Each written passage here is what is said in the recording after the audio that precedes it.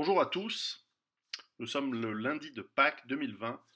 Joyeuse Pâques à tous et particulièrement aux chrétiens qui sont nombreux sur ma chaîne et qui se préparent ou qui sont en ce moment confinés à travers le monde. Alors, Pâques est un beau message pas seulement pour les croyants, de manière philosophique et de manière générale, c'est un beau message. C'est le message que nous ne sommes pas liés au péché originel et que finalement Dieu, qui s'est fait humain par son Fils, rachète nos péchés et meurt pour nous, symboliquement et historiquement réellement, pour nous permettre d'avoir notre libre arbitre et d'être maître de nos choix et de nos actions. Et deuxièmement, du fait de sa résurrection aujourd'hui, donc le lundi de Pâques, la mythologie nous dit, la mythologie chrétienne nous dit que nous pouvons être sauvés en tant qu'âme, en tant que conscience, et rejoindre le Créateur si on veut, euh, si évidemment nous avons agi euh, en pleine conscience, de manière bonne et de manière saine, puisque en général, lorsque vous lisez les évangiles, la parole de Jésus n'est que saine. Alors bien sûr, l'application de cette série de croyances au cours de l'histoire a varié, elle a été transformée par les hommes, comme dit un ami à Paris, Pierre Hillard, lorsqu'il y a des hommes, il y a des hommeries, et il a raison.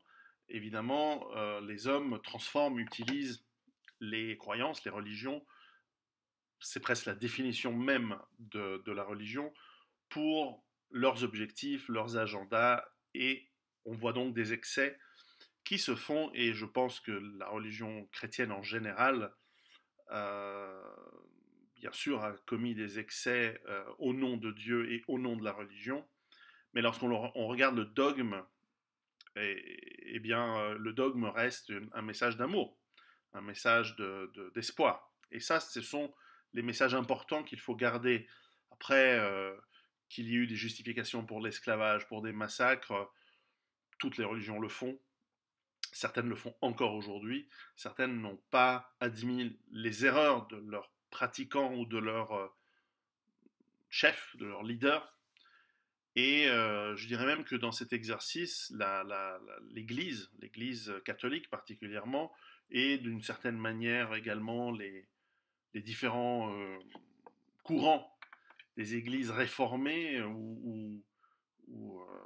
qui se sont re-rapprochés de l'Ancien Testament à partir de la Réforme, calvinisme et toutes les branches, protestantisme et toutes les branches, etc., finalement, sont toutes allées trop loin dans leur message de paix et amour jusqu'au point où elles sont devenues complètement des candoles et voire même ont été infiltrées soit par des gens qui haïssent la chrétienté pour des raisons historiques, soit par des gens qui, par leur turpitude et perversion personnelle, veulent consciemment ou inconsciemment la destruction de ces églises par l'intérieur.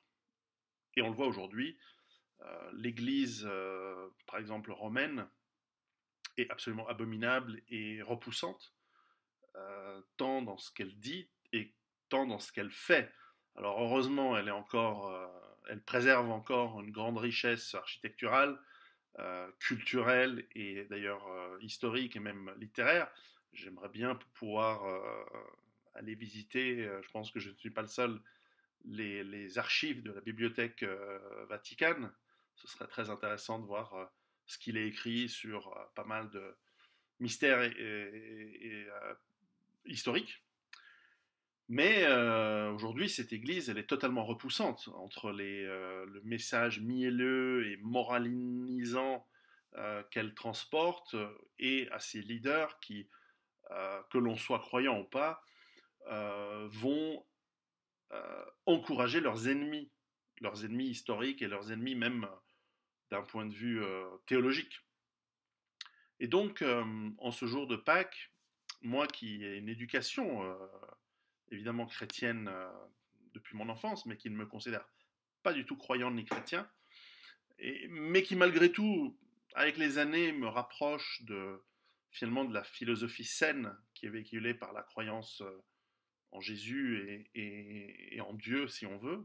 Vous verrez dans mon prochain livre un chapitre assez étonnant sur l'importance de la religion pour lutter contre nos peurs.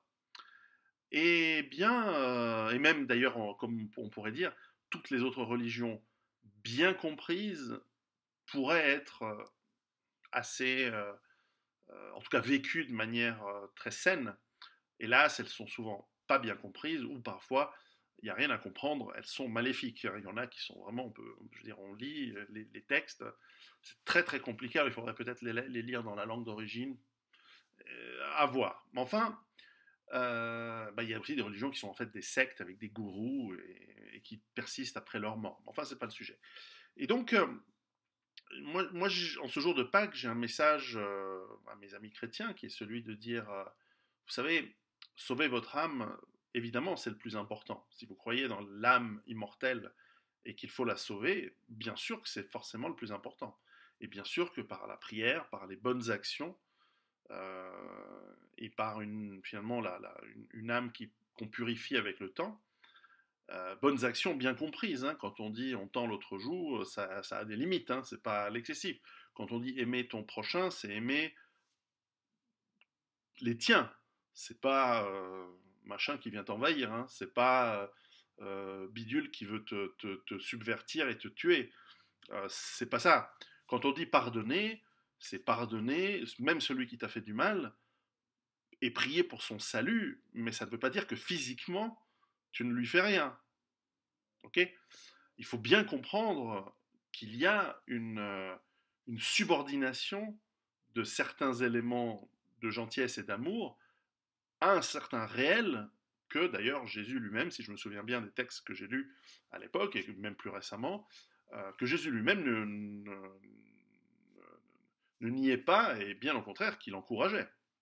Je ne pense pas que c'était c'est pas parce qu'il est mort pour nous, parce qu'il a décidé parce qu'il a choisi le sacrifice, que c'était un pur non-violent et qu'il accepte la soumission et l'esclavage. Bref, le... je crois que le temps est venu pour les chrétiens de balayer la pourriture qui s'est installée dans leur église au pluriel, et qu'il est temps de taper sur la table, de taper du poing sur la table et d'exiger un retour à un dogme qui est réaliste et qui est cohérent avec la réalité du monde. Et si cela implique un petit peu de violence verbale, symbolique, peut-être physique, mais sans plus, hein, je n'appelle pas à de la violence dure, mais à de la fermeté, plutôt, c'est le mot que je cherchais, c'est le mot qu'il faudrait utiliser. Je pense que c'est le moment, et je pense que c'est le moment de reconstituer certains ordres militaires, certains ordres comme, pourquoi pas les Templiers, pourquoi pas reconstituer des ordres même nouveaux, mais des ordres militaires qui soient capables de fédérer et de canaliser la violence qui est en nous et qui est nécessaire et qui est juste dans une certaine forme de foi et dans le cadre de certains du dogme chrétien bien compris encore une fois. Et je pense que ces ordres doivent pouvoir imposer par la force si nécessaire, par la force politique, hein, je parle la force, bien que ce soit des ordres militaires, et qu'ils puissent s'approprier certains des principes du survivalisme et finalement de la préparation et de l'autonomie, de la même manière que les, euh, euh, les maisons des hospitaliers, des templiers, des teutoniques et des chevaliers de Malte et autres avaient ou même simplement des monastères, avaient au-delà de leur maison, au-delà de leur cloître, de quoi être autonomes financièrement, par leur travail, par les marchés qu'ils organisaient autour d'eux, mais aussi par la cultivation de leur jardin et donc de leur potager ou la production de spiritueux, d'alcool, etc. Et donc il est temps que les chrétiens se reconstituent dans des réseaux, à l'instar de peut-être de leurs ennemis francs-maçons, et de reconstituer des réseaux d'entraide, d'aide financière, où on se prête de l'argent, comme le font par exemple beaucoup de juifs entre eux, à travers les différents pays, à l'international, donc de prendre un aspect du cosmopolitisme qui est utile. Il est important, je crois, que les chrétiens prennent non pas goût à la violence, mais se réapproprient euh, la puissance de la défense, des armes, et qu'ils tracent une ligne sur le sol de ce qu'ils n'accepteront pas. Encore une fois, bien compris.